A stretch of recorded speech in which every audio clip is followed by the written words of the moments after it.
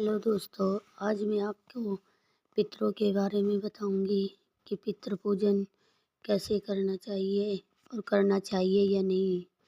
पितृ पूजन, पितृ तर्पण यह नहीं करने चाहिए। इस प्रकार से कई भ्रामक प्रचार सोशल मीडिया पर किए जा रहे हैं। लोग उनको देख भी रहे हैं और सौ में से 50 लोग मानते भी है कि 100 में से 50 लोग ऐसे होते हैं जिन्हें पूजन करने में, तर्पण करने में, इत्यादि करने में भी आलस आता है। तो उनके तो मज़े हो जाते हैं। यदि कोई कह दे तो कि अपने सुख को चाहते हुए इस प्रकार के पाप भी कर बैठते हैं। तो मैं आज आपको प्रमाण सहित बताऊंगी पितृ पूजन, पितृ यज्ञ, पितृ तर्पण कितना आवश्यक है और करना चाहिए या नहीं करना चाहिए। आप ध्यान से श्रवण करें। पहला प्रणाम तो है पितृ यज्ञ को प्रणाम प्रयोग है। तर्पण का वह मैं आपको बताता हूँ और वह प्रयोग है नित्य कर्म पूजा प्रकाश में, जो एक संकल्प ग्रंथ भी है, और आनिक सूत्रावली इत्यादि में पितृ के तर्पण के लिए पात्रों का भी बताया गया है। कहते हैं, ऐ तर्पित शरीर धरिम पार्वती ब्रह्मदेव एवं पितृगण तर्पण न करने वाले मानव के शरीर का रक्तपान करते हैं। जो तर्पण इत्यादि नहीं करते, पितरों के निमित्त पिंडदान तर्पण इत्यादि नहीं करता है, पितर लोग उनके शरीर का रक्तपान करते हैं। रक्तपान ऐसे नहीं कि आए सुई चुबो दिया और पीने लगे, ऐसा नहीं। उनके रक्त विकार रोग भी हो जाते हैं। रक्त से संबंधित समस्याएं भी शरीर में हो सकती है। दूसरा है, उन्हें अगर पितृ तर्पण का इनका प्रयोग नहीं मिलता तो अनायमिक सूत्रावली में पात्र बताए गए हैं। सोना, चांदी, तांबा, कांसा, इन पात्रों से तर्पण करना चाहिए। मिट्टी और लोहे का पात्र सर्वथा वर्जित बताया गया है। पितृ तर्पण के लिए दिशाएं भी बताई गई हैं, जैसे देव तर्पण, ऋषि तर्पण, दिव्य मनुष्य तर्पण होता है, और साथ में होता है यम तर्पण।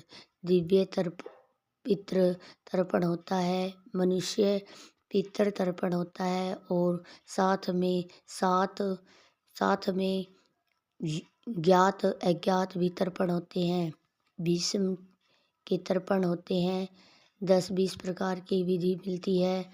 अब वह कहते हैं कि पूजन संबंधित भी कार्य पितरों के लिए नहीं होते हैं तो सर्वथा अनुचित है। उनको पहले शास्त्र पढ़ने चाहिए, ग्रंथ पढ़ने चाहिए, या फिर किसी पंडित की, ब्राह्मण की, विद्वान की संगत उन्हें करनी चाहिए। आचार्य जनों से पूछना चाहिए। उसके बाद में वीडियो बनानी चाहिए। तो मैं आपको बता देती हूँ, प्रतिष्ठा, यज्ञ इत्यादि कार्य जो होते हैं, अनुष्ठान जो ब्राह्मण लोग करवाते हैं, उनमें नादि श्राद्ध का प्रयोग बताया गया है। और नादि श्राद्ध के प्रयोग में क्या होता है, पितृमंडल भी बनता है और मंडल पूजन का भी विधान है। उनमें इत्यादि से मंडल बनता है। वह तो उनमें इस प्रकार से भी बताया गया है, पाद, अर्घ्य, आचमन, सब प्रकार से गंध, पुष्प, नैवेद्य, दक्षिणा इत्यादि का भी बताया गया है। किंतु थोड़ा विधि में भिन्नता आपको दिखाई दे सकती है। विधि तो देखिए, पितृ है और देव है, या फिर कार्यों में विधियाँ थोड़ी भिन्न हो जाती है। इसलिए ऐसा ना समझे कि पितृ तर्पण या पितृ पूजन इत्यादि नहीं होता है। इसलिए इस प्रकार के जो भ्रामक प्रचार है उनसे बचना चाहिए। ऐसे लोगों से में से निवेदन करती हूँ कि आप लोग भी अलग हटके कुछ दिखाने के चक्कर में के बावजूद बनने के चक्कर में या फिर अपने आप को श्रेष्ठ विद्वान बताने के चक्कर में दर्शकों को भ्रमित ना करें। यदि आपको व्यूज सब्सक्राइब या बढ़ाने हैं या फिर कुछ अलग हटके दिखाना है तो फिर आप निवस्त्र होकर भी आप घूम सकते हैं।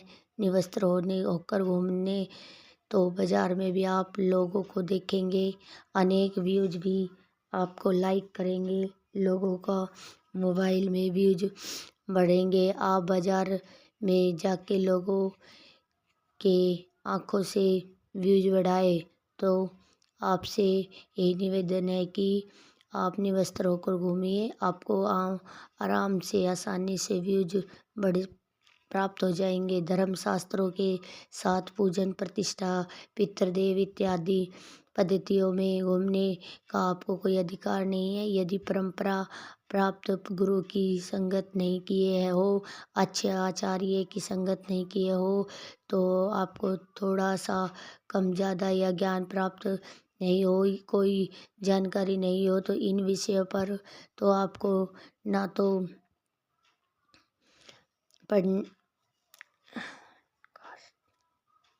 दूसरों की निंदा करना और ना ही आप सोशल मीडिया पर कुछ बनाकर वीडियो डालना, ये सर्वथा अनुचित है। आपको कुछ व्यूज प्राप्त हो जाए, कुछ पैसे मिल जाए आपकी अय्यासियों के लिए, किंतु आपको जो महान पाप लगेगा उसका दंड आपको भुगतना ही पड़ेगा। तो आपको दोस्तों मेरी वीडियो यह कैसी लगी प्लीज़ कमेंट बॉक्स में ज़रूर बताएं।